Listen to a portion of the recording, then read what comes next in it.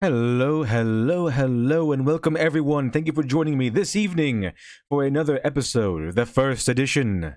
Tonight we'll be going over something that has recently come across my attention, and mainly because it's someone I covered who produces ridiculous content and has actually given me a copyright claim on my main channel. But we're not going to go and cover that in particular. We'll mainly be covering what they were covering, the heroine's journey.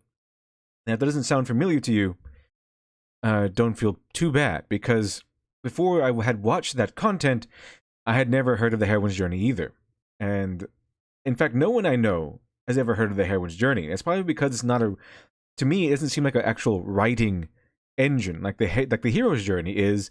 It seems more like this self-indulgent nonsense, or some sort of self-help guidance thing. It doesn't seem. It seems like very like new age kumbaya nonsense.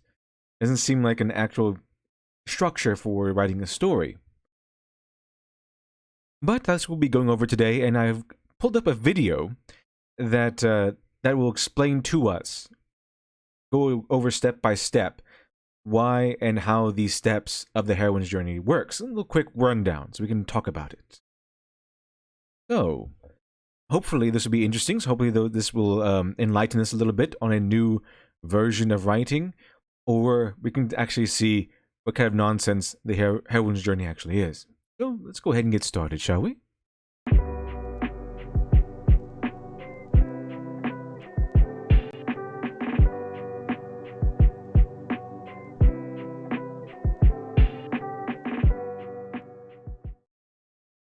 And we are back with the first edition. I am your humble host, Literature Devil, and today we're covering the heroine's journey. And the brief history of the heroine's journey is that Joseph Campbell had a student, and Joseph Campbell being the guy who invented or wrote the book on the monomyth, the hero's journey. The formula Star Wars pretty much made famous in the modern era.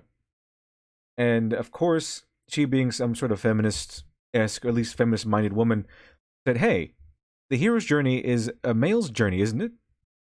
Because she goes up to Joseph Campbell and says something along the lines of, what about women? What about women? Don't they take the hero's journey? And Joseph Campbell says, well, no. It's usually men who go on these journeys, and women tend to be the boon or the prize that's won at the end. Now, that's true only in tradition.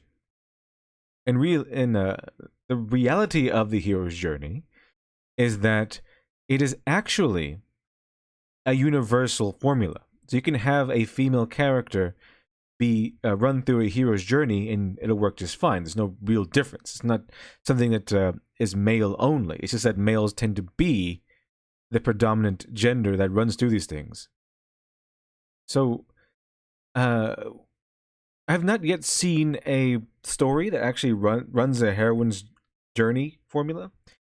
And the only video I've seen covering a heroine's journey formula says that she can run a hero's journey formula parallel to the heroine's journey, which kind of defeats the purpose, because the original creator of the heroine's journey said that the hero's journey is not a journey for women, that she needs to make a hero's journey for women and call it the heroine's journey. Since women do not run the hero's journey, it is a male thing, which it absolutely is not. It's a universal thing.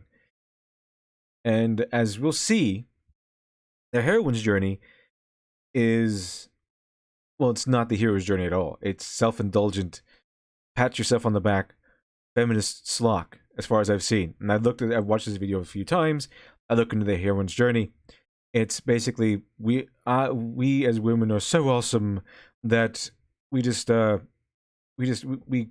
cast off everything, and we get to a state of depression because of how awesome we are, because we have achieved all of our goals so easily, and we are just so naturally awesome that we must become one again. We must become psychic. Use a psychic, emotional mind to reconnect with to heal ourselves after we've foolishly cast off femininity and embraced the evil, toxic masculinity to thrive in a man's world.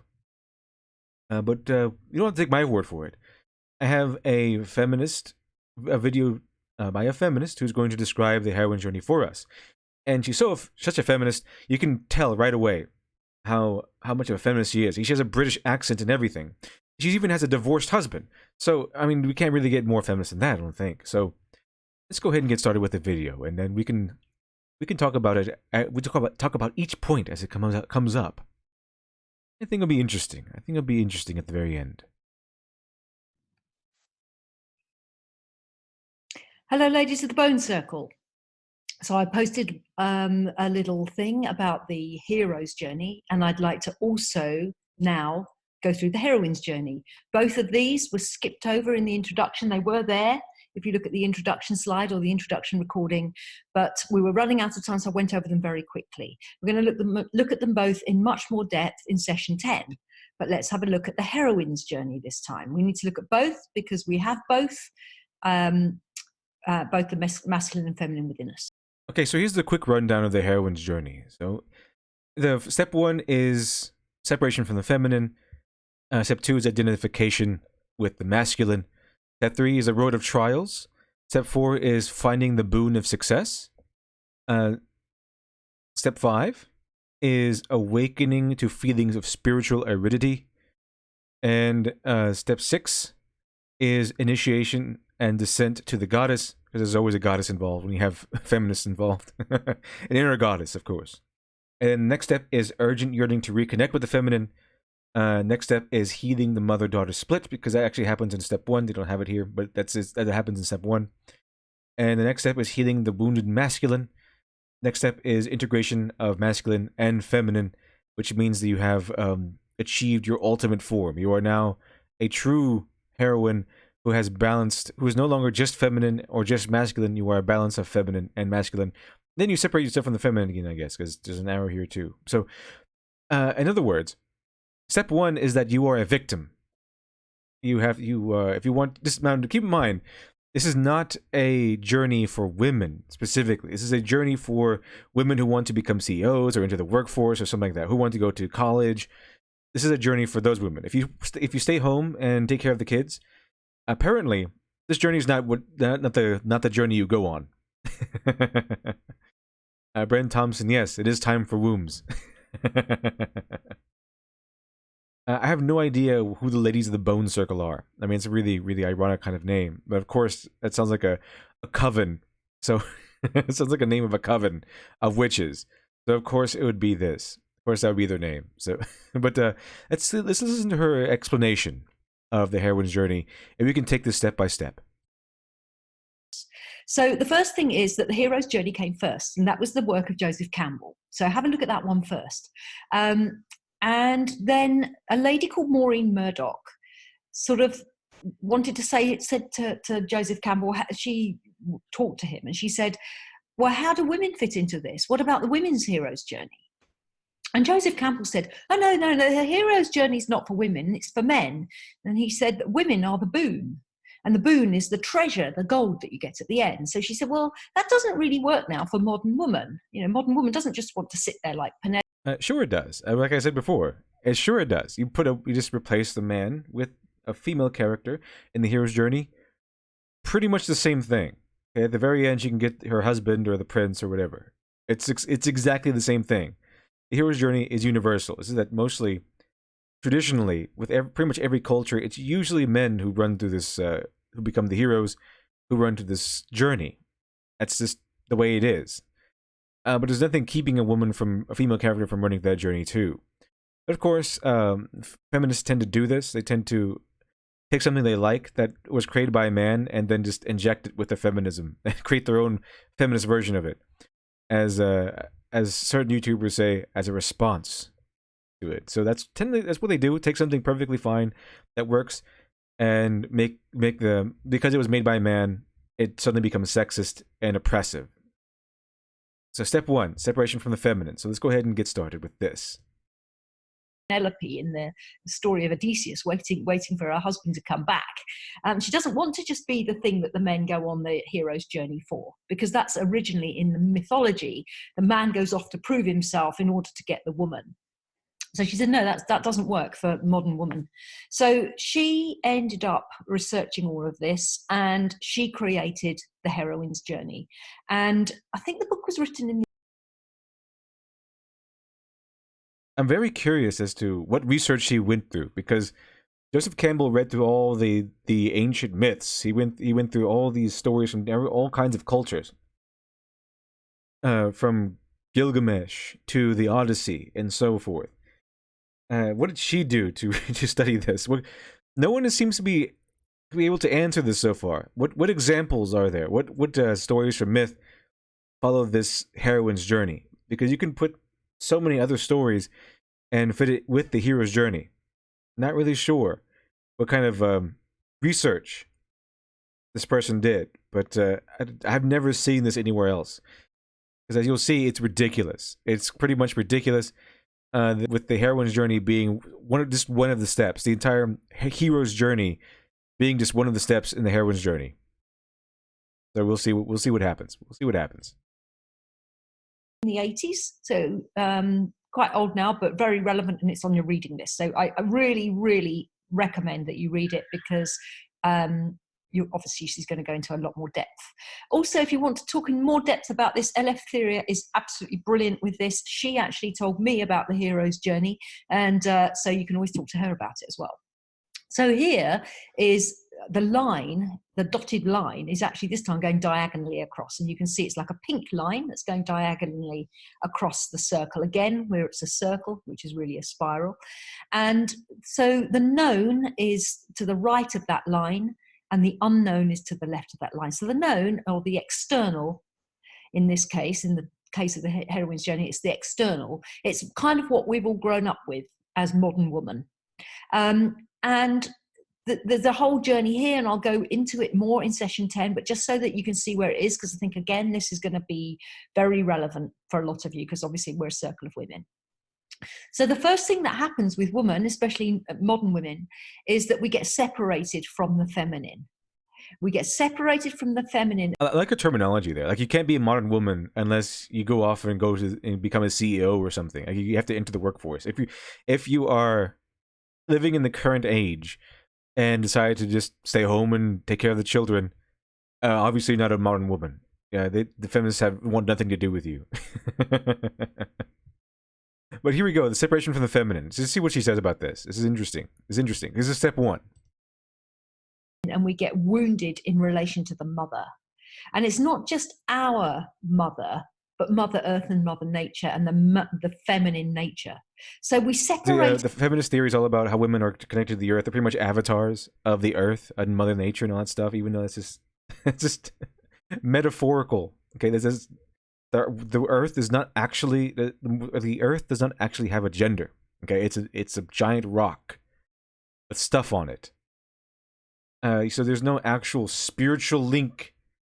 It's just the feminists like to be special, I suppose, because this is just all their theories. Always their theories and everything. Really strange, isn't it? Let's see here. Let's see. Flying Turret 28 just made the dough. Time to store it for tomorrow. Oh, nice. Genghis Khan. Is this some sort of college class video or something? I have no idea. I just looked up information on the heroine's journey, and I found this explanation, which seems to be one of the best I've heard so far. That's just direct and not filled with purple prose. You know how feminists do. You know how they do is they want to make everything artistic and soft and gallant and beautiful or whatever. And I'm just saying, I don't want any of that. I want someone to just go start the video and then start explaining the heroine's journey. This is the best one I found so far. About the drum circles or whatever that they like to put in here. Let's see here. Okay. Let's check it out. Okay, so the first one she says, the first step in the heroine's journey is separation from the feminine. And this reason why I say this is immediately putting the woman in the position of a victim. You are a victim, is because she even used the word wounded. She even used the word wounded from step 1. Okay, let me rewind it real quick. Rewind it, and we'll see. Just check out her terminology here. So the first thing that happens with women, especially modern women, is that we get separated from the feminine. We get separated from the feminine, and we get wounded in relation to the mother. See, that's what happens. Okay, so step 1, You are a victim because you are immediately wounded. You're hurt. You're pitiful. You become hurt because you have cast off your femininity. Because according to the theory, okay, the assumption of the heroine's journey in theory, and she'll go over this in a second, is that everything of value in our society was created by men. So if it's valuable in our society, if it's universally seen as valuable, it's men who dictate it as such. So if money is valuable, if the whole society in our world sees money as an absolute value, it's because men said it so. So it's immediate victimhood, immediate victimhood status, and so what she's going to go into is that the quote unquote modern woman wounds herself in the eyes of the mother, wounds herself separation from the mother, and wounds herself separation from the feminine in order to enter the man's world. So in order to enter the quote unquote man's world, and that'll be step 2, identification with the masculine. So she embraces the masculine, which is men, so that she can thrive and succeed in a man's world, because the assumption here is that the world is run by men, dominated by men, and women are just they are oppressed and must break into a man's world so that they can have a career of their own. She'll get into this, I think, right now, in fact. So let's go ahead and have her explain it to you. Let's hear from her own words. And it's not just our mother, but Mother Earth and Mother Nature and the feminine nature. So we separate ourselves off from all that went before us in terms of what we believe is feminine, because we reject it, because we're living in a matriarchal society where the things that are valuable in life are the things that men have created. I think she kind of slipped up there. I think she meant patriarchal society, because you can't be a feminist and think that you can't be a modern feminist and think that you live in a matriarchal society, because then there'll be no patriarchy to battle. So, yeah, and then she goes, because everything of value in our society was created by men. Oh, woe is us. Poor modern woman, right? See, that's what I told you. Let me go ahead and rewind it a little bit. I'll go over it again. So pay attention to what she says. In terms of what we believe is feminine, because we reject it, because we're living in a matriarchal society where the things that are valuable in life are the things that men have created. It's the doing and the active and the acquiring. See, everything of value in life is valuable because it's things that men have created, men have dictated that these things are valuable. So if a poor woman, ever wants to have hopes of they like to use the word emancipate. So a modern woman ever wants to have a hope of emancipating herself, unlocking her shackles from the kitchen or whatever, and she's going to have to separate herself from the feminine and dive deep into the world of men and embrace the masculine, wounding herself because these evil men force her to do such if she wants to have any sort of life on her own, any sort of independence. Yeah, I'm pretty sure this is sounding very feminist to me. The identification with the masculine, poor woman has to wound herself, has to stab herself, separating herself from the feminine, embracing the masculine, so that she can have a career all on her own. Because of course you cannot be feminine and also have a career. It's just it doesn't work that way, apparently, according to the heroine's journey, anyway. So let's see what else she has to say. Of knowledge and the acquiring of money and the acquiring of success and the going out on the adventure has become the sort of symbols of success and has become what we then have to do. So if women, if they don't just want to be at home stitching their tapestry like Penelope, and they want to go out and have a career and be in the world, they have to mold themselves into this patriarchal system of things that's been going for millennia. So the first thing they have to do in order to survive in the modern world is to separate themselves out from the feminine. And they begin to identify with the masculine. They begin to identify with the masculine. So they start to take on that hero's journey. They start to gather allies, and their allies might be people that can support them. It might be trainings that they do. It might be qualifications. Because you have to keep in mind that if you compare the heroine's journey to the hero's journey, the hero's journey is basically from beginning to end a relatively average person in general going through a series of trials, and by the end they have conquered all the trials and are their ultimate self. They have reached the peak of their pretty much they reach the peak of their potential. They are the hero they were supposed to be, like Luke Skywalker in Star Wars, farm boy in episode, or a farm boy in A New Hope, and then by the Return of the Jedi, he is a fully fledged Jedi Knight. In the heroine's journey, victory is pretty much a given. It's almost a it's pretty much a given. It actually happens in the Road of Trials. Step 3 is pretty much the entirety, or almost the entirety, of the hero's journey. Because finding the boon of success, that's the end of the hero's journey. But of course, you can't. There's silly men, they're always worried about achieving things. No. Heroine's journey is about achieving all your successes, getting your diploma, getting your CEO position, and then your real journey begins. Okay, you become depressed because you have wounded yourself because of poor men made you do so. You are oppressed, you are a victim, and awakening to the feelings of spiritual aridity. Because this is a feminist theory. Women are just spiritual creatures. They they really went over the connection to the earth. But you have to keep in mind that step 3 and 4 are the entirety of the hero's journey. Because they need safe. But that's not good enough. This is too mundane. I mean, of course. I mean, they're women. I mean, it's like Rey. It's like all the defenders of Rey. If you could kind of look at that, you can kind of look at Rey and see that, yeah, this kind of almost, you can kind of see it, that, yeah, victory is a given. Okay, victory is just kind of an afterthought of the heroine's journey. It's just sort of something that happens. Of course you're going to win. Of course you're going to succeed. It's only after you succeed does the real journey begin. So let's go ahead and see what else she has to say. We'll rewind a little bit. Gather allies. And their allies might be people that can support them. It might be trainings that they do. It might be qualifications, because they need safe, to bolster themselves. And they go out there to make a success of themselves. And they start to hit the road of trials. And the road of trials is all the dragons and demons that they're facing. But this time, the dragons and demons on this journey are mostly external, as well as internal, but they're mostly external.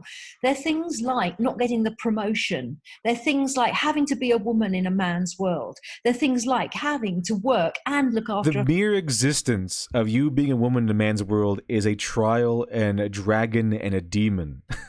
Really? I guess it's why they have to have a foundation. It's a given. It's a given assumption that men rule the world, that it's a man's world, and that you have to literally wound yourself. You have to make a sacrifice, kind of like John Wick did in the 3rd movie, where he had to cut off his finger or hack off his finger.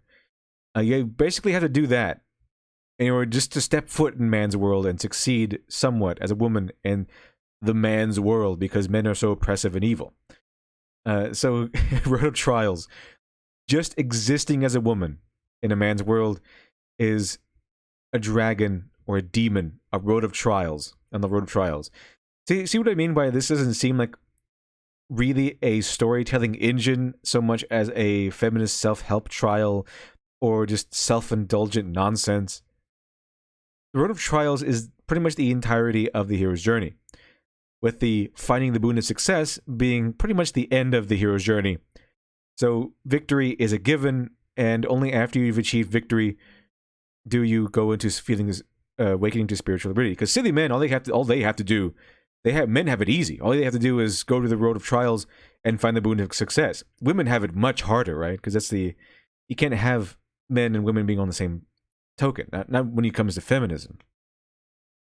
Women must have it harder. That's exactly the theory here. So Road of Trials, finding the boon of success, that's where men are content with staying. But because men are simple and like we barely have a brain to begin with, we're just we're just monkeys. We're just cavemen walking around. We are content with the simplicity of victory. But women are far more superior, apparently. It's complicated. So where men are content to find the boon of success, women must complete the Road of Trials, find the boon of success, and then they are not content with that. They have to continue with the journey, on the heroine's journey, and the real journey where men are finished, that's where women really begin their journey. That's where women really begin their journey, according to the heroine's journey. So let's see what else she has to say. a family. They're things like having to be strong and trying to still maintain their femininity. So there's a lot of societal dragons and demons which will make. So having to be strong and maintain femininity. This is a weird thing about feminists. Femininity is not strength to them. Femininity is weakness to them. It's weird. If you are feminine, you are weak. That's what the feminists seem to say. I'm sure she's alluding to here. It's the part of the dragons and demons on the road of trials is trying to remain strong while also remaining feminine, as if those two things are opposites to one another. Interesting, and very interesting. All the assumptions. The hero's journey makes no assumptions. It's the only thing the hero's journey does is give you a formula in which to write a story. This gives you all kinds of assumptions. We're mixing more specific, gives you all kinds of assumptions, gives you all sorts of things that you must keep in mind, that you must assume in order for this to work.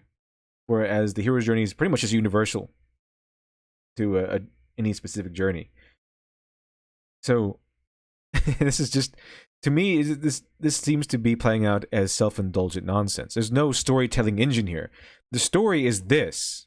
Okay, she even says that everything else, the remaining part of the journey, is just all spiritual, and it takes place pretty much in the mind. It's all a personal, internal journey. This is the physical journey.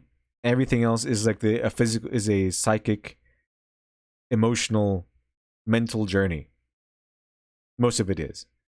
So I don't really see how you get a story about that unless it's like a soap opera or something. It's definitely not something you'd use in a series like Star Wars.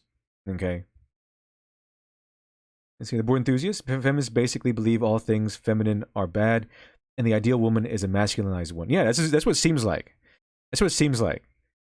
Although this is kind of tricky, as it it seems like they get so caught up in the self-indulgence that they seem to have accidentally proven right-wingers right, and that the step one, they're so obsessed with how wounded they are, how hurt they are, that they have to hurt themselves, enter quote-unquote man's world, that to me it seems that they accidentally proved all their enemies correct. So that the step one is separation from the feminine, and then the awakening to spiritual aridity is then becoming depressed and unhappy. That's basically what this is. You become depressed and unhappy. That's what the awakening to feelings of spiritual aridity means.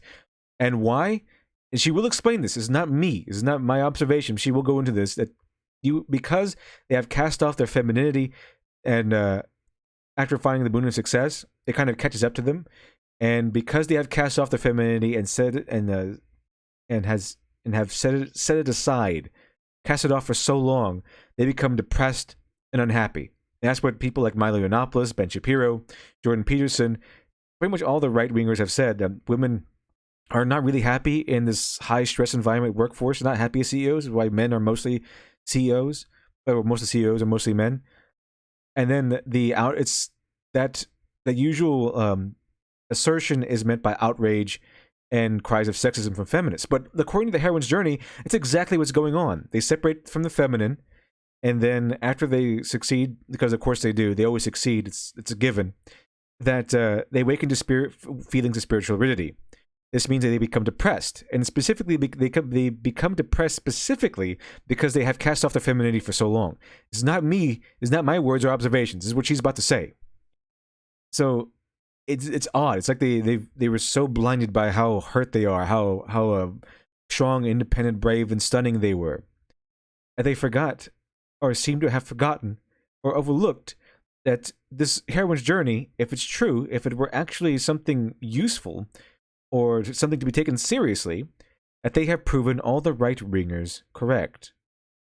Oops. Oh my. S.D. Ravana, these people are left-wing Puritans. Yeah, it seems so. Hex Harper, she'll show you the way to happiness if you buy her book for $29.99 or donate to her Patreon, right? Genghis Khan, feminists want to become more masculine, but I thought masculinity was supposed to be toxic. Yeah. They say femininity is strong, but but in their actions, they see it as weakness. They want women to be more masculine, but then they cry out that masculinity is toxic. It's 2 levels of doublethink. But enough from me. I'm just sitting here mansplaining to you. Let's go ahead and hear her words, because she's about to go over this exact stuff. Life challenging for them. And they overcome all of that. They go on their adventure, they go on their hero's journey, and they're in this man's world and they become successful. Women are hugely successful in the world nowadays.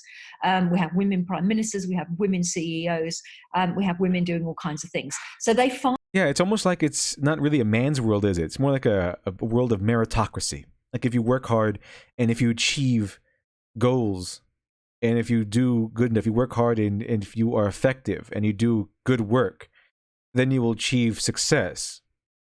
If we're a man's world, if we're where men only succeed, that wouldn't happen, would it? It wouldn't matter how successful or effective you are as a woman, you wouldn't succeed if it were a man's world. So it's almost as if, but it has to be man's world so that when they succeed, it's more a powerful victory. Like I wasn't supposed to succeed in this world, but I did anyway. So they're more stunning and brave when they do it. But thing is, it's not really a man's world. It's more of a meritocracy. You do good, you will be successful. You work hard, you do good work. You are effective at what you do. You produce quality. Then you will succeed. You will be elevated to positions of success. But because this is a feminist thing, it has to be man's world so that they can get a little extra boost, a little extra victory for being a woman and succeeding. Because it can't be because of hard work. It has to be because of hard work and because you're a woman. It has to be a victory for womankind, instead of a personal victory because you were really good at being what you do, at doing what you do. You are succeeding in meritocracy. It can't be that you're succeeding in meritocracy. It has to be because you're stunning and brave and managed to succeed where you were supposed to fail. Oh well, let's go ahead and continue. Find the boon of success. They find that success and they get that success. They get the qualification. They get their doctorate. They get their business up and running. Whatever it is that they're going for, even if that's domestic type stuff, they get the boon of success. But what happens... No. You said earlier that this is only for women that go into the workforce. Because if you stay at home, you said this specifically, that the quote-unquote modern woman does not want to stay at home and wait for their husband or whatever. They don't want to be Penelope. They don't want to be sitting around sewing and cooking and cleaning. Okay, so it can't be domestic type stuff. Okay, you can't go on a heroine's journey according to what you've said and the steps of this thing and be just a housewife. Just be the housewife. As she had put it, just a housewife. You can't do that.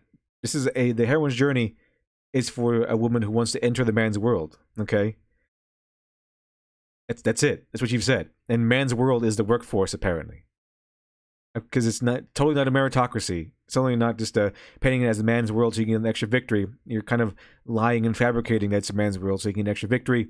It's totally not a meritocracy. So you have to enter man's world. Okay, staying at home and taking care of the kids apparently is not man's world. It's not going to give you your boon of success or whatever. Heroine's journey is for women who want to become CEOs or lawyers or something, or become entrepreneurs. Let's see here. Yul Patu. Let's see. Yul Patu, feminist ideology contradicting itself. Who would have thunk? Yeah, right. The board enthusiasts. It's more like it's the choice of the few than a case of sexism. Yeah, it seems like that. It's really never actually about sexism. It seems it's more about fabricated sexism, so they can seem like they triumphed over an oppressive society when such oppression doesn't really exist. It's a meritocracy. S. Ravana, if masculinity is toxic for these people, then why the end goal of the heroine's journey is to balance masculinity and femininity? I thought they would want to get rid of masculinity altogether. You would think so. You think they want to do the femininity is the only route thing. Unfortunately for them, this was actually written in the 80s, way before the prevailing narrative that masculinity is toxic. But they seem to have wanting to embrace this so they can excuse characters like Rey which it doesn't. It doesn't do that at all. Because if you, unfortunately, I covered this yesterday, and unfortunately, I got a copyright claim on that video and have to delete the entire stream. But as we explored yesterday, Ray, you can say Ray follows a heroine's journey, but she doesn't go through a road of trials. According to the description by another YouTuber, she does not go through a road of trials. She just kind of skips over that part because victory is a given. I mean, why go through a road of trials? We know where she's going to go. Boon of success. She goes right into this awakening of spiritual aridity because that's where we really get into the heroine's journey. The first couple of steps, or at least step 3 and 4, are shared with the hero's journey, which in this case means evil men. So this goes parallel. So the hero's journey can run parallel to these 2 steps, but of course, that's not good enough for the heroine's journey. It's not good enough for the heroine. The hero's journey is complete by the heroine, and then her real journey begins. That's the idea behind this.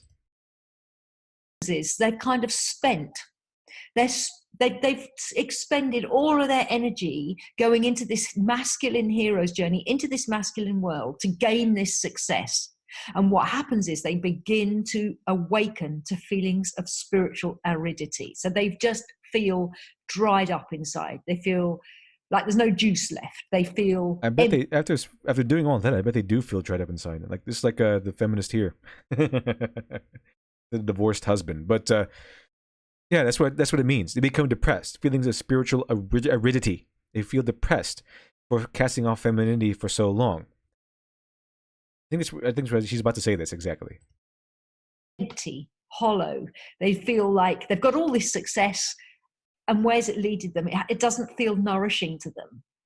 I really relate to this when I was in England before divorcing my husband. I'd got all of that. Who would have guessed? Is anyone surprised she has a divorced husband? She's divorced. I guess she married a man instead of a soy boy. Marry a soy boy next time, okay? Then you can do whatever you want. Don't marry, if you're feminist, don't marry a man. Marry a soy boy. But as you just hear what she said, she's not feeling awakening to spiritual aridity after overcoming all the trials, after casting off femininity, embracing masculinity, entering the workforce. The heroine of the heroine's journey undergoes the road of trials and finds the boon of success. And then after finding that boon of success, they awaken to spiritual aridity. They awaken to feelings of spiritual aridity, which means, as she just said, so I'm not mansplaining to you, she just said that they no longer feel satisfied. There's no satisfaction from it. No satisfaction at all. That's why they suddenly have a feeling that nothing means anything, that they feel depressed. So let's go over this again. Go over this one more time. Success dried up inside. They feel like there's no juice left. They feel empty, hollow. They feel like they've got all this success, and where's it leading them? It doesn't feel nourishing to them. I really relate to this when I was in England before divorcing my husband. I'd got all of that success. I'd been on the road to trials. I'd gone on the hero's journey. I'd trained as a therapist. I'd worked my way up to Harley Street, and I'd worked really hard and looked after 2 children and a big house and a husband. And I had all of that outward success. I had the big house and the big car and the 2 kids at the good school and the fantastic holidays in villas and all the rest of it. But inside, I just felt there was so much missing. I felt just disconnected and disoriented and sad and burned out as well. And this can be part of it, that we just burn out because we've tried to do it all. We tried to be Superwoman, and we burn out. And at that point, something happens. And at that point, what happens is we go internally. We go inward, and we start to desperately search for our true selves, because we've lost track of who we are. We've gone out there in the world to become successful, and it feels hollow. It's that Pyrrhic victory. So we start to feel like we don't want to get out of bed, and we don't want to go to work today, and we don't want to do it. And we start to feel emotional about things because we may have suppressed that emotion for a long time. We may have gone out there to be the powerful breadwinner or the powerful career woman, and underneath we might feel very vulnerable, but we've kind of suppressed all of that and put a hard shell in. And this is the time when we start to go inward. And this time, the unknown mystery is the internal world. It's the internal world where we're going down into the underworld. And the underworld is that iceberg. The underworld is the unconscious, the subconscious, the unconscious. It's the things that we're not aware of, the things that we've pushed away, the things that are in the shadow, as we'd say.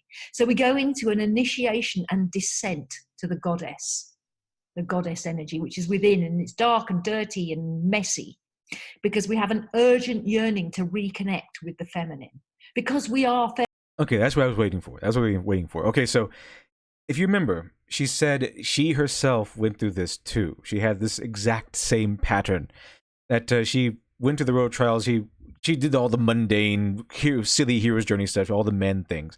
And then she got into the real important stuff, which is after doing all the silly man stuff, the simpleton man stuff, she went and found herself awakening to feelings of spiritual aridity. So she felt depressed, empty, as she says, hollow. She felt dried up inside. No more juice left. No more juice left. So apparently, the thing, what she just said, so this is not me talking, this is not me coming to some conclusion, making connections that aren't there. What she just said was that, according to the heroine's journey, the heroine casts off femininity, embraces the masculine, which means she enters the workforce or whatever. She tries to become a CEO, start her own business, enters the man world, does the man things according to this person, this heroine's journey. And then she succeeds, because of course she does. She gains the boon of success. You don't really need to go through the road of trials, because of course she succeeds. You don't really need to dwell on that much. So once she gets to step 4, and finding the boon of success, she becomes depressed, hollow, and feeling unfulfilled. She becomes unhappy.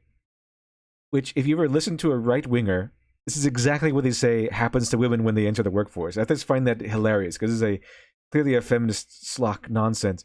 And this whole thing seems to me, they were being so self-indulgent, so self-pitying, and they forgot that, or they didn't notice what they did. So you heard it herself. So I'm not making these connections, not me coming up with whatever. She said that the heroine of the heroine's journey goes to the road of trial. She succeeds, gets the boon of success.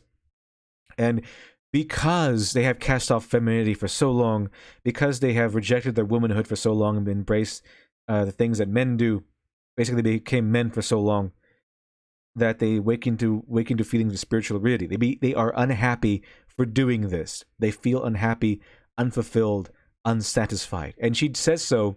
She confirms it with her own life experiences. And she did all this man stuff and was burnt out. She was unhappy. She did not like this. Going into the workforce to becoming CEO or entrepreneur or whatever was not something that made her happy. And then to just rub salt in the wounds of feminism, the next part, the real journey of the heroine's journey, is actually reconnecting with the feminine, because you have cast it off for so long. It's a descent to the goddess. Because of course there has to be an inner goddess in there somewhere. And they go down and try to meet their real selves, reconnect with their true selves, because they have been men for so long that they forgot that they were never women. They forgot to be woman or whatever. This is what she says. And then they have a sudden urgent yearning to reconnect with the feminine, because they have cast it off for so long to enter the man's world, the man's workforce.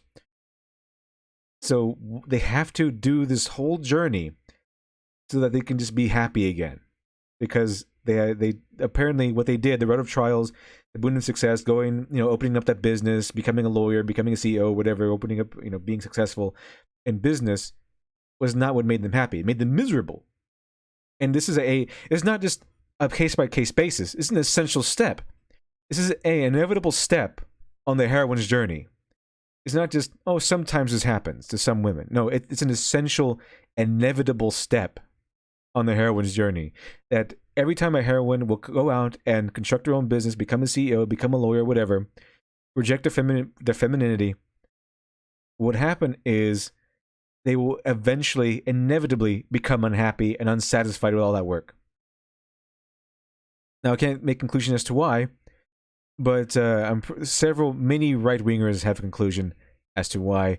But as far as I can confirm from this trajectory and from the woman describing this formula herself, it's not just a case-by-case basis that the woman who has the heroine who has gone out to do whatever she enter the workforce, embrace the masculine, or whatever.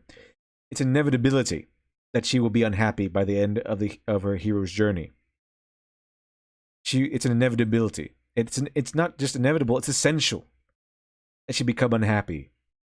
Because only when she becomes unhappy and feels that sense of longing, that sense of hollowness, unsatisfaction, or dissatisfaction, will that finally jolt her into the next step, which is initiation and descent to the goddess, which will then lead her to the rest of the journey, which the next step being the urgent yearning to reconnect with the feminine. So it's not mansplaining. She's saying it herself. Brett Thompson, dark and dirty searching, is this age gated? I suppose so. Prison Island Head, all I'm getting from this is that women need to repress themselves under feminism. Yeah, that seems to be the case. They want the modern woman needs to be strong and independent, and according to the heroine's journey, they must take the heroine's journey, and to do that, they must first separate themselves from the feminine. That seems kind of counterintuitive, doesn't it? And you have to embrace the masculine. That's not very womanly, is it? I mean, you would say the same thing for a man, casting off masculinity, embracing femininity. No thanks. That's not any kind of journey a man should take. It's like I believe this is not any journey a woman should take. This is kind of weird. And you have factions on both sides: feminism for women, and I guess male feminism for men. I guess I don't know what soy boys are the male version of feminists, where you have to cast off masculinity, embrace your femininity. Soy boys say, feminists say you have to cast off your femininity, embrace masculinity. Feminists say. No, neither one of those things are things you should do. Because look, it's even in their steps. All of this stuff you do will eventually make you unhappy. There's no proof of this rest of the stuff. This is just self-indulgent nonsense to prove how brave and independent, etc. you are. But the rest of this, it's right here in the heroine's journey that you will inevitably become unhappy from doing all this. The woman takes the heroine's journey. If she separates herself from the feminine and embraces the masculine, goes through her road of trials, opening up her business, becomes successful in that business, she will eventually become unhappy. There's no joy in doing any of this. There's no joy or happiness and satisfaction, according to the heroine's journey, to go to the road of trials, to identify with the masculine, to cast off femininity, to get that boon of success. There's no point. It's not going to make you happy. What makes you happy, according to the heroine's journey, is connecting to the feminine. Oh man, this is not it's not looking good for feminists. Okay, this is even they have written something that agrees with right wing philosophy. Not a good look. Not a good look. That it really spits in the face of every third wave feminist these days. Let's see. The board enthusiast, so you get everything you could ever, only to feel yourself oppressed again somehow.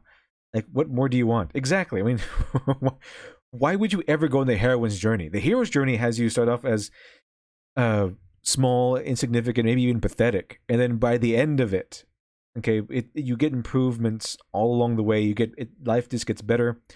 You get stronger. You gain friends. You overcome obstacles. You gain power to overcome these obstacles. By the end, it's a catharsis. You have overcome your obstacles, your inner demons, and you have reached your full potential by the end. What does this do? Okay, finding the boon of success, that's the end of the hero's journey. So apparently, if a woman takes the hero's journey, she feels miserable and hollow. So, in essence, what this person did was write a formula that proves Joseph Campbell right, that women don't generally take this journey. When he said that women don't usually take this journey, that men take this journey and women are like the treasure they find at the end, she went ahead, got mad, and accidentally, it seems, created a heroine's journey that proves Joseph Campbell correct. Oops. How embarrassing. Hey, you want to go on the heroine's journey? You are a strong female lead. You want to go on the hero's journey? No? Why not? Is it because you'll inevitably end up unhappy? Where if men takes the hero's journey, they end up happy and have a happily ever after? This why is everything, when every time a feminist takes over, they make their own feminist version of it, it always ends in misery. It always ends in misery and unhappiness. Like everything that that's involved with feminist versions of things is always having to do with being unhappy and miserable, like all the time. What is this? What is this weird pattern? Because the heroine's journey is just that. You do all this awesome stuff, you are successful, only to be inevitably miserable. See what I mean? This doesn't seem like something you would write a story with. This is definitely not something Ray goes through. It seems like a self-help or something. A very bad self-help at that. Yield Patu, if the boon of success isn't fulfilling, then won't it automatically go to the trial part of the success is something? Well, another way to put this is the illusory boon of success. So you get something, you get like the diploma or the good promotion or the job or whatever, and it feels like success. This is your boon of success, but it's illusory in the heroine's journey because you immediately feel hollow, empty, sad, and unhappy. Because, as she said, not me, as she says, person who is describing the heroine's journey to us, it's because the heroine feels unhappy by the time they succeed, by the time they achieve victory, because they have cast off their femininity for so long. They have disconnected from the femininity, they have disconnected from the feminine, which is why they're unhappy. They have embraced masculinity for so long, gone on all these journeys, overcome all these trials. They've essentially gone on the heroine's journey. I mean, they've essentially gone on the hero's journey, and by the end of it, are completely miserable and unhappy. And that's what she said. So it's not me. Again, not me. She just said this. So what's the point? Was she trying to create something that actually proves Joseph Campbell right, that women aren't really the ones that go on the hero's journey? It's mainly men, because this is exactly what the heroine's journey seems to prove. But again, the truth is, you can just replace a woman with put a woman in the center of a hero's journey. Works exactly the same as you would put a man. But of course, the feminist version has to make everything miserable, sad, meaningless. Because you could totally have a female character run through a hero's journey. By the end, she's successful, she's happy, she is going to live happily ever after. But give that story to the feminist, and instead of being at the end and happy, she'll be here at the boon of success, miserable and unfulfilled, according to feminism. So, pick your poison, I suppose. Pick your poison.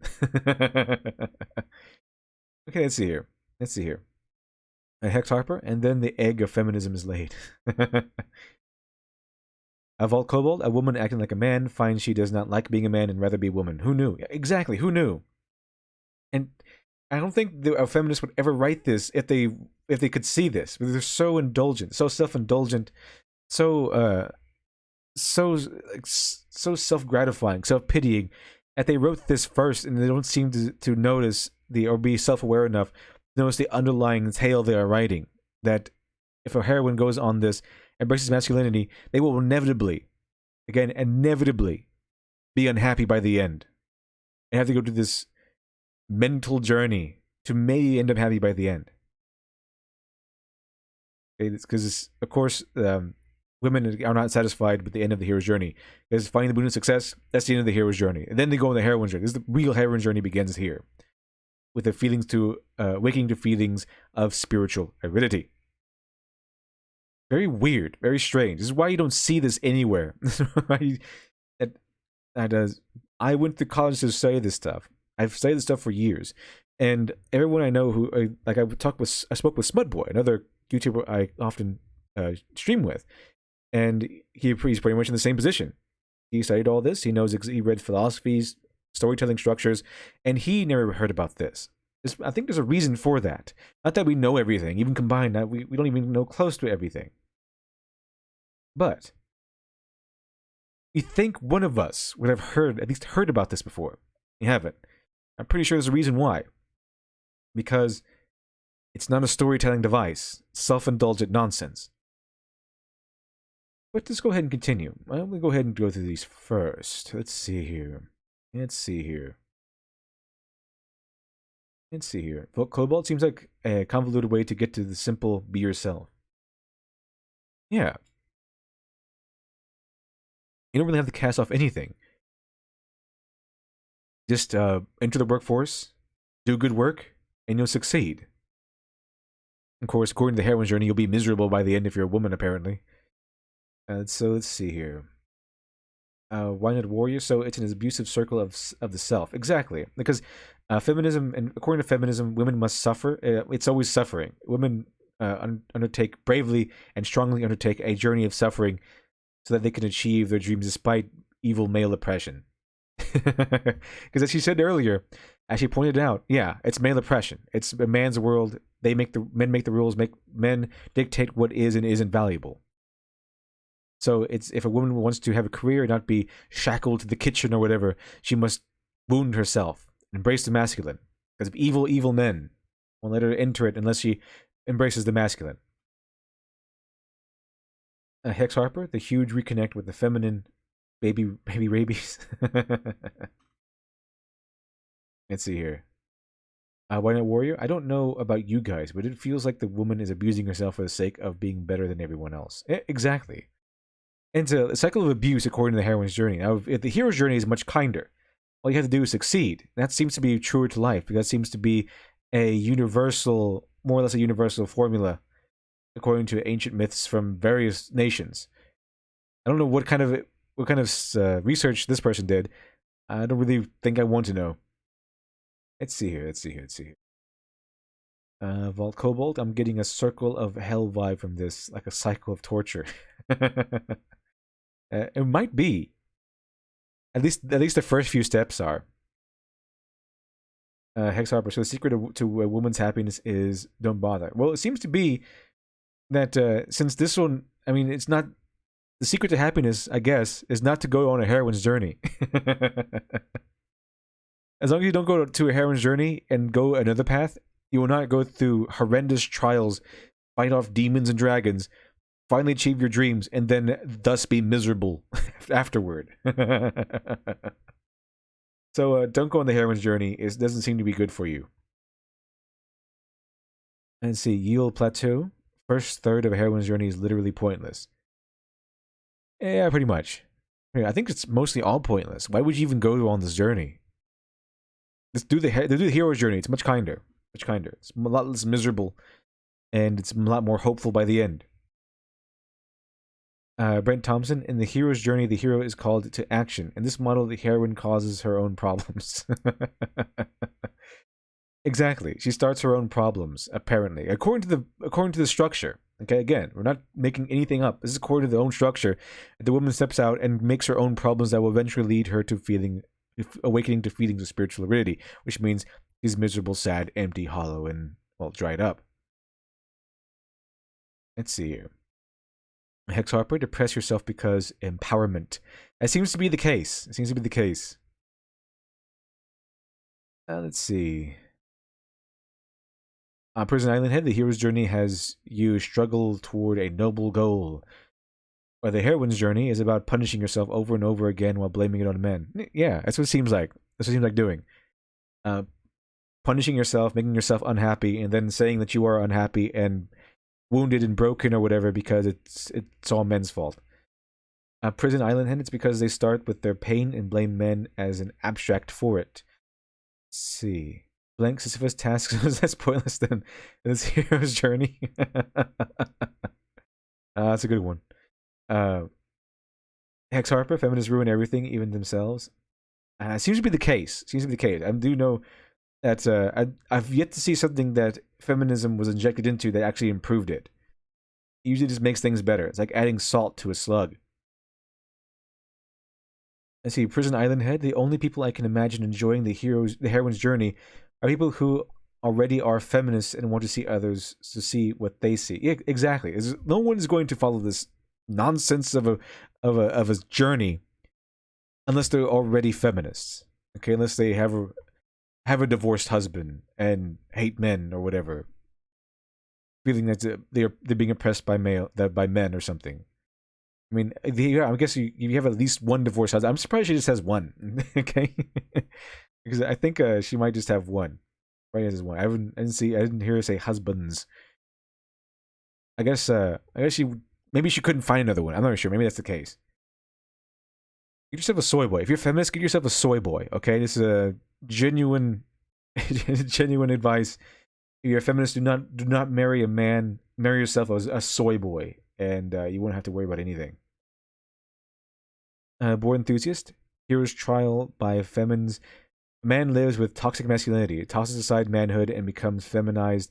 Man becomes depressed incel. Reclaims testosterone via violence, psych, no heroism because men are evil. The incels are weird. Yeah, do not. Yeah, that's actually they are kind of the feminists of men apparently. And not soy boys. It's incels. Incels are so weird. I mean, so they are literally the equivalent of feminists, but for men. I mean, feminists think all sex is rape or whatever. Incels think exactly the opposite. It's really creepy. Just stay away from those people, okay? And stay away from them. It gets really, really bad. It gets really bad. They get really hostile. They are as hostile towards women as feminists are towards men. So, yeah, just stay away from them. Do not interact with these people. It's better for your health, mentally and physically. Okay? Both of them, incels and feminists. Just stay away from them if you can. Let's see, Java Stein. I can't read that journey. Let's see. Rusty Dragon. First live stream I caught. Sweet. Also, I find that a lot of feminist garbage has a hidden gem or solid concept that could have been fantastic. A shame. Yeah, I mean, this could be, if tweaked a little bit, I guess it could be interesting. But it's too mired in self-indulgence. And it's really funny that the fact that they, according to the Heroine's journey, all the right-wingers are right. That apparently going into the workforce, they say the right-wingers like Ben Shapiro, etc., they say that going into the workforce is makes women unhappy. At least Milo Yiannopoulos says that. And according to Heroine's journey, he's absolutely correct. Apparently so. Apparently he's happy because, I mean, apparently he's correct because Roto Trials, finding the boon of success, you will inevitably, after you find success in your business, after you find success in your work, once you graduate college or whatever, get that diploma, get that final promotion, you will inevitably feel unhappy, unsatisfied, hollow, and dried up. Very unfortunate. Very unfortunate. The feminist mind is a depressing one. Let's see. Hex Harper, the heroine's journey isn't fiction, man. It's real life. Of course it is. Of course it is. Ajao Vardestein, I think Joan d'Arc was pretty happy about her entire coronation thing being boiled afterwards aside. Yeah, I think she was pretty happy until she was caught by the English and boiled alive. And I think she was burned, wasn't she? I forgot. I thought she was burned. It was just misremembering. Let's see here. Prison Island Head. I don't see any dragon slaying in this journey. All the entire arc of like a TV show, like maybe remember the entirety of the Star Wars journey. Like, maybe take the Star Wars trilogy, the original trilogy. All those three movies of the original trilogy, right here. Step 3. All the entire 3 movies of the trilogy of the original Star Wars trilogy is the entirety of Step 3. Step 4 is finding the boon of success. So the very end of the 3rd Star Wars movie, The Return of the Jedi, when they're celebrating the destruction of the Death Star and all that stuff, right here, that's the finding the boon of success. Okay, so after you watch the original trilogy, you've only just completed Step 4 of the heroine's journey. It's pretty miserable. all that work and effort, and you're going to end up miserable. You're going to end up unhappy and miserable. You're going to see that because that's where they kind of went with this next with the Disney sequels, didn't they? Let's see here. Flying Tour 8, I'm back. Was finishing a movie with my dad. Oh, welcome back. Let's see. Hex Harper, I will now begin the moron's journey finding a hammer to go to town on my toes. Find out it hurts, then blame everyone else. Yeah, that seems to be the journey we're going on right now. Hex Harper, she was burned. I could have sworn Joan of Arc was burned. Let me see here. Maybe I was wrong. I'm not really sure. Rosemary Moore likes video and lurks. Sounds good to me. Whatever suits, whatever floats your boat. Let's see here. Make self conflict interesting, such as half of the romances out there, like 17 again. Sadly, the plot line is shot so hard that you can't make it interesting, but the idea was great. The concept of 17 again is a guy awakes to find himself in the body of 17. I think is that the one with Zac Efron? I think that's the one with Zac Efron. A war enthusiast, feminist logic, chase unhappiness for the pursuit of happiness. Yeah, it's kind of weird, isn't it? It seems where we're going. You are unhappy with all your success, but then the rest of it, you have to mentally make yourself happy. You have to go on a mental journey so that you can do all of these things so that you become happy again. It's weird. It's very strange. Strange. Brent Thompson. Joan was burned at the stake. Steak. Okay, let's go ahead and continue and see what else she has to say. Feminine, and we carry the divine feminine in our bodies. We carry a womb, and we carry everything that is the feminine is within us. We are shaped and molded and created as feminine. Although then we have to have feminine and masculine balance, and so do men. We are the primary carrier of the feminine energy, and we're disconnecting from it. And that's why we feel so disoriented in life and unsatisfied. So this is a whole journey within our own psyche. It's a journey within ourself, within our own psyche, to work out who we are and what sacrifices we've made that weren't right in order for us to connect with our... So she just confirmed it again, didn't she? She goes on how women are the predominant carriers of femininity. Womb, womb, womb, womb, womb, womb, womb, womb, womb, womb. And then she says because they are the predominant carriers of femininity, all of this embracing of masculinity stuff, it makes them unhappy. She confirmed it again. So it's not just conjecture. We got follow-up confirmation that all of this makes you unhappy. It will lead, if you walk the heroine's journey, all the stuff you do will inevitably lead to unhappiness and leave you miserable. And then you have to go on the spiritual journey to make yourself happy again. Spiritual journey? Come on. Really? Yeah, spiritual journey. Mm-hmm. Tell me another one. So you have to, after doing all the success, being miserable, you succeed, you have to do all this stuff and succeed by the end, only to inevitably end up miserable. Why would you even go on this journey? It doesn't seem correct to me. If it doesn't make you happy, if you have to then be successful and then fight for your happiness, what's the point? What's the point of this journey? The end of the hero's journey, you're happy at the end because you've conquered all your demons and dragons, all the obstacles are vanquished, and you're pretty much happy at the end because not only have all the enemies been vanquished, but you have reached your full potential. You have gotten the boon of success. You are the hero you were supposed to be. You survived everything. You are now stronger and more powerful for it. What's the point of the heroine's journey? To become miserable, and then only after you've done all the things you're supposed to be doing, after you've conquered all the enemies, after you overcome all the obstacles, only then will you have the privilege of being unhappy and miserable. Fantastic. Thank you, heroine's journey. I really want to write something with this journey. Okay, I really want to use this formula, thanks. True nature, in order for us to heal this split between the mother and the daughter. And the split between the mother and the daughter is the rejecting of all things feminine, the rejecting of being sexy, the rejecting of doing sewing or creating things or cooking, or all of these things that we've rejected to be out there in the outside world successful, earning money with the boon. And we have an urgent yearning to reconnect with it and to heal this mother-daughter split, to re-embrace the feminine that we carry deep within us. And once we've healed, and it's a journey inside, it's a psychic journey, it's a journey within the psyche, it's a journey within our own shadow, within our own thoughts and feelings, within our own head, within our own unconscious mind. It's times like this that we want to shut the world out, we want to be on our own, we want to be in nature, we don't want to have anybody around us, because we're going inward.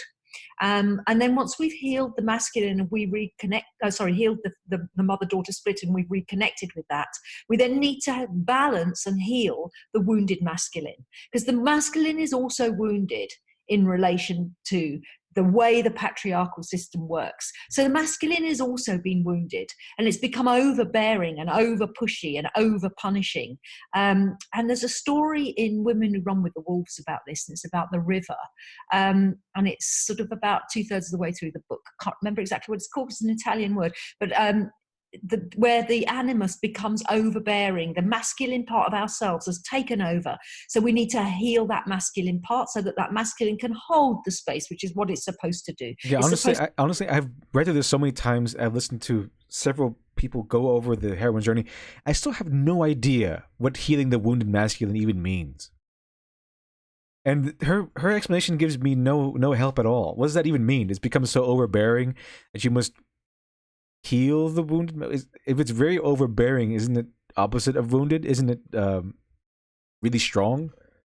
What does that mean exactly? I don't even know what the healing of the wounded masculine even means. Okay, it's not clear. It's just something that sounds, I don't know, appropriate for this theme. I have no idea. It doesn't make any sense. What does it mean? What does the healing the wounded masculine even mean?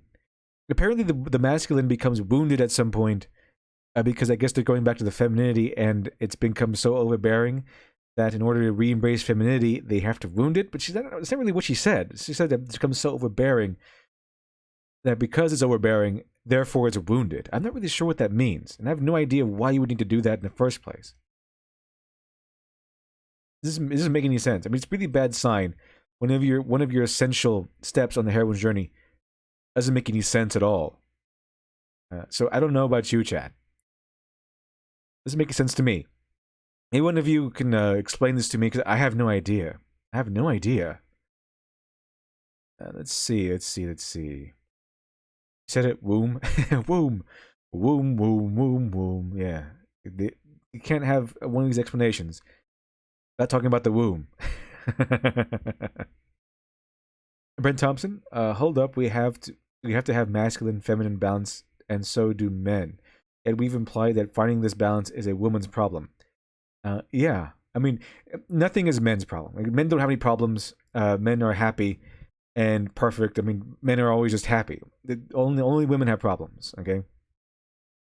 Don't keep in mind. Just forget about the fact that men make up most of the suicides these days. But men have no problems. It's just women who have problems. So something that would seem to be universal to men and women, a problem that would be, or a problem or a challenge that would seem to be universal to both men and women, it's just a problem for women. Men don't need to challenge these things or to cope with these things because men have no problems, apparently. Let's see, Rusty Dragon, here's an idea. Instead of jumping in the self-destruction of this journey, why not start with a woman who doesn't belong? She then tries to tackle the man's world, still feeling unsatisfied. Better? I mean, yeah. I mean, it'd be a good story. But what they wanted, that'd be a good story just for like a story's sake. But they're trying to make this into a formula. And if you're a woman at the head of the story, you will inevitably be unhappy by the end of your story, and then have to go onto a spiritual journey, which isn't really fun to read or watch because you're just, as she said, you're just locked away in nature or whatever, going on a mental journey. No conquering villains, no overcoming obstacles, no achieving treasure or whatever. That's what we want to see. That's what the audience wants to see. The rest of this is Luke Skywalker training. This is Luke Skywalker meditating. This is the hero meditating to find themselves. Okay, to find themselves, unlock their inner potential, and then you can continue the road of trials. They just kind of, I don't know, discombobulated the whole thing, and they are concentrating or focusing more on the things they like instead of what they like, what the actual hero's journey formula says that should be liked. Okay, the hero's journey formula focuses on what men kind of focus on. This is the actual action, and the heroine's journey kind of focuses on what women kind of focus on, which is the mental part of it, the emotional part of it. That's what it seems like. That's why I guess it's kind of why men tend to go on the hero's journey. But the hero's journey is traveled by the heroine also, except in the heroine's journey, she finishes her hero's journey by step 4, and then she goes on the real one. She goes on the meditation journey because that's what the feminists really want to see. They want to see the meditation. They want to see the spiritual growth, emotional growth, and not so much the physical confrontations they have to go through, the journeys they have to go through, the obstacles they have to overcome. That's not what they want to see. That's why it's just the entirety of the hero's journey is pretty much just step 3, with the end of it being step 4. Let's see here. A Fighting Turret 208. Humba, humba, humba, womb, humba. Oh, Lord. We present thee the torch of birth. Present thee the torch of birth. Oh, Lord, we bring you the sacrifice of the womb. May they be reborn as a phoenix in flame. Dark Tiger, going to rewatch it again. Let's see here. Hex Harper, feminists are never happy, so even the end of the heroine's journey is no guarantee. Yes, it's not. They don't end up happy. They end up with an integration of masculine and feminine. And by the way, we've gone over this so many times already, but embracing the masculine in the first place is what made them miserable by step 4 or 5. So it doesn't seem like they're going to be happy anytime soon. There's going to have more of a balance. Let's see. Did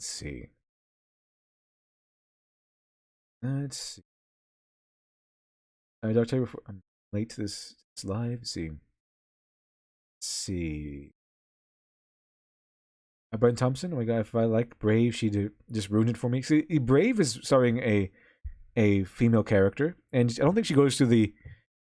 By the end of her journey, she's happy because she goes through a hero's journey. Okay, the character in Brave, I think it's Merida. Okay, she goes through a journey where she reconnects with her mother and overcomes all kinds of things, and that is her road of trials. But at the end of the road of trials, the movie's over. It doesn't go to the rest of this nonsense, so it doesn't work there. Unless you just cleave off what makes the heroine's journey the heroine's journey. Because without this part, you just have the hero's journey. And she doesn't want to. I mean, she does separate herself from the feminine. That's what the whole thing is. She doesn't really identify with the masculine. I mean, she does masculine. She does boy things. That's it. And she rejects the feminine. That part's true. But at the end of her road of trials, she's happy. At the end of the road of trials, she's very happy. Things work out for her.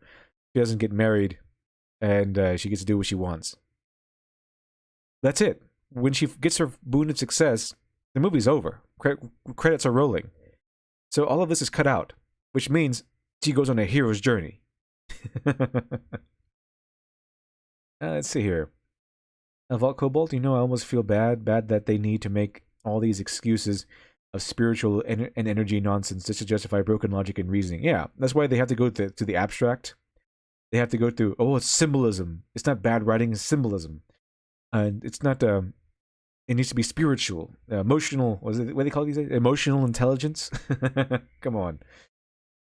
Blank, Heroine's Journey, Phase 1. Copy off Joseph Campbell notes, Phase 2. Question mark, Phase 3, profit. Yeah, exactly. They're getting that feminist dollar. Which is just as big as the incel dollars for some odd reason. How strange how that works, isn't it? Brent Thompson is the feminist pander. Acknowledge masculine pain by making it a villain and then fail to go into detail. Exactly. Details are the enemy. Details are the enemy. Let's see. Let's see here. Let's just find her to it. Let's just research. Faulty research, but research. Eel Patsu, the whole heroine's journey is a joke. Yeah, pretty much. Board enthusiasts, in the hero's journey, men go places where they are needed for fulfillment.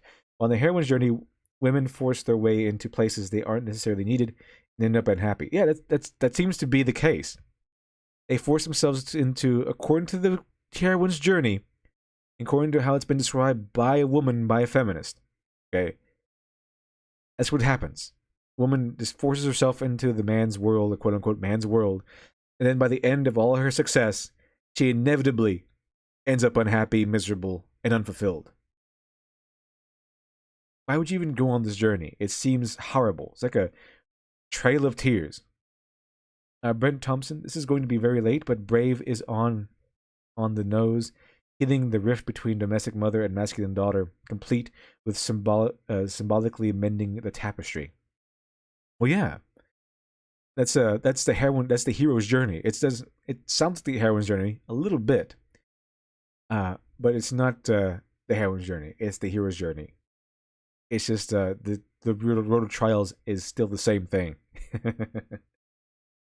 Because by the end, she's better. Okay, Merida has improved. She has evolved by the end of the movie, and so has her mother. They've improved. They've overcome journeys. They've overcome trials and tribulations. They've gained allies and all that good stuff. And by the time she achieves her boon of success, Merida is happy. The credits are rolling. She doesn't have to go to this waking of spiritual aridity and initiation, descent of the goddess. All this stuff. Healing the wounded masculine. Okay, and no one has given me examples of this. I mean, Brave would be the best example, but it just follows the hero's journey as far as I'm concerned. Let's see here. It's a fine, Brent Thompson's a fine story. I just realized that someone basically wrote this section of theory verbatim as a script. Flying Turret 208. I hate gaudy endings if it doesn't give any hint towards it. I know this is irrelevant, but I need a sign that the character is being set up with a grand figure rather than. Let's see here. Hex Harper, you know what this also makes me think of most rock documentaries. The band gets success early on, and then drugs and misery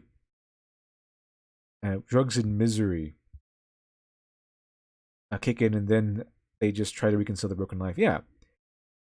I mean, that's a good comparison, but not all. Unfortunately for the person who wrote this theory, not all rock bands and the rock documentaries, not all the rock bands are women. That's a good portion, I'd say, are men. And they go through the same thing. Rusty Dragon, just realized something. She said, the man's world is overwhelmingly overbearing, so she admits that men don't have it easy, and perhaps live an unfamiliar life. Get rid of villains? It seems so, because the implication is that men control the world, which is why women need to become men in order to enter the world where they can achieve any kind of career. Let's go ahead and finish this, shall we? To hold the space for us and protect us. And there's some beautiful Cherokee sayings that I'm going to include when we do the whole thing. So we have to integrate the masculine and the feminine in much more balance, and then we can come back in. But we come back in at a higher space, and inevitably, because of the society we live in, we separate again from the feminine, and we have to go back on that journey. So this is an internal journey within the psyche to heal what we've broken away from and rejected in childhood and in teenagehood and in early womanhood, in order to re-embrace our own femininity and get it back into the balance so that we're whole and complete and nourished. So that's a potted version of the heroine's journey. I'm going to talk more about it.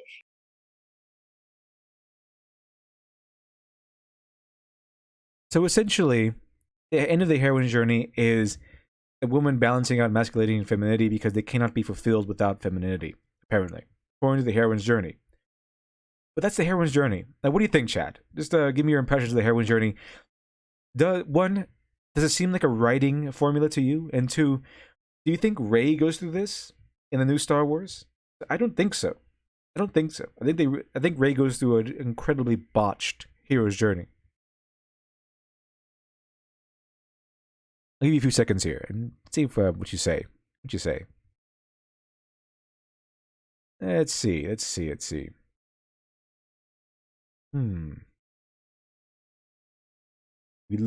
Don't forget, we do live in a society, so you might have some points. See, to me, the heroine's journey just seems like some sort of self-help dribble. With a targeted audience of feminists, not really the average person. And two, Rey most definitely does not go to this journey, because when does Rey from these Star Wars ever reject the feminine? When was Rey feminine? because you have to be feminine first in order to reject it. You have to have some femininity in order to reject it first, right? So step one, it's like having the hero not have the call to action that the hero's already called to action. So assume we can do that. She begins with identifying with the masculine. Where's her road of trials? Because according to what I've heard, her her her place in the Last Jedi is she's already reached the awakening of spiritual aridity. So she's apparently already gotten her boon of success, and she never went through a road of trials. She never went through a road of trials because, to me, I think the road of success was that she was trying to become a Force user, trying to become a Jedi, trying to achieve mastery over the Force, which the boon of success kind of signifies her achieving. And I think the boon of success would, if she got any boon of success, it would be the lightsaber. And so what I've heard from people who tried defending Rey using the heroine's journey is that she already got her boon of success by the end of The Force Awakens and is now entering the stage of awakening to spiritual aridity by The Last Jedi. So if that's true, then Rey did not undergo a road of trials. She didn't have any dragons and demons where she had to work her way up to achieving her goal. She just kind of had the goal achieved from the get-go. So I'm not really sure how that works. And you can skip steps in the hero's journey, and presumably you can skip steps in the heroine's journey. But to me, skipping the road of trials is a gigantic mistake. It's not something you should probably do. If there's one step you shouldn't ever skip, is probably going to be the road of trials. Because the road of trials, like I said before, would be the equivalent of episode, was it 4, 5, and 6 in Star Wars. Going through all that, that's the entirety of the road of trials, the celebration at the end of Return of the Jedi being finding the boon of success. But doesn't work. Doesn't work that way. She skipped her entirety of the road of trials, apparently. So I think it's just bad, horrible, horrific writing, and not this weird heroine's journey thing. When a lot of fans try to come out and defend George Lucas by saying that he used ring theory, this really old, ancient version of storytelling, and that, again, we were just watching movies wrong. And he's used ring theory to craft prequels. And the prequels are actually masterpieces. We were just watching them wrong because we didn't know about ring theory, and that George Lucas did use something called ring theory to make the prequels. So therefore, they are masterpieces. The fact that everyone says they're horrible because, well, they're written pretty badly, is meaningless because we're just all watching movies wrong. I'll tell the fanboys and the fangirls, they can never acknowledge that something is bad. It's like the hardcore ones. They can never acknowledge something is bad. It's always, it's not bad. You're just watching it wrong. Strange how that works. Let's see here. But that is the heroine's journey. Think what you want about it. Let's see here. Yule Plateau. Heroine's journey is a self-indulgent fabrication. Yeah, exactly. I fully agree. Hex Harper. She's a Mary Sue. Who needs struggles when you're just that awesome? Exactly. She's just a Mary Sue. She's not the leader. She's not the protagonist of some sort of soft heroine's journey, some sort of torturous road of trials. She's just a Mary Sue. There's nothing more complicated than that. It's not some secret, hidden, special story arc she's going through. She's just a Mary Sue. She's a product of bad writing. Genghis Khan, the heroine's journey is fake news. Exactly. Heroine's journey is fake news. For enthusiasts, what I learned: force yourself when you're not needed. Get stuff for free. Become a man and get success. Get depressed. Make a fire. Sacrifice of your womb. The end. I think so too. A blank ring theory? Oh, yeah. Maybe I'll cover it next time. But just look up ring theory prequel, Star Wars prequels, ring theory. It's really bizarre stuff. So I think I might cover that next time. So yeah, they some hardcore Star Wars George Lucas fanboys came out with the ring theory, and it's really, really bizarre. So let's check it out. I think I might cover that next time. Find208. I missed your ad, so I could ask this question. As I told you, Dad wouldn't let me use Indiegogo due to not being able to do it through a middleman. So is it possible I could pay through PayPaling to you? Unfortunately, Indiegogo does not do PayPal. I mean, if you wanted to, I guess you could send me something uh, directly, but you would have to give me your address and all that stuff too. So I don't know how you feel about that. I can't send you the book unless I have somewhere to ship it to. But yeah, I guess we could see about that. I'm not sure. I just have to remember it because it won't be on the Indiegogo list. I guess we could try. I guess we could try. But that's the heroine's journey. Maybe next time I'll cover ring theory. It's bizarre stuff. I think you'll like it too. But until then, as a board enthusiast, by the way, I'm taking a creative writing course next semester because I finally got my prerequisites out of the way. Super excited! Oh, congratulations! Creative writing was always pretty fun. Always pretty fun. I like those classes. And Hex Harper, congrats on Dr. Alpha. I'm so excited. Oh, me too. Me too. I can't wait to get it into everyone's hands. It's gonna be fantastic. We're going to be working on Lady Midnight story, and then we're going to be after that's done. We're going to be working on the main story of Dr. Alpha. The story's already done. It's just the art needs to be finished. Fighting Territory. Oh yeah, okay. So yeah, if you just want a digital copy, I just need an email to send it to. Hex Harper. Have fun. Okay. And Monero-chan, could it be possible for you to make a video on Black Lagoon?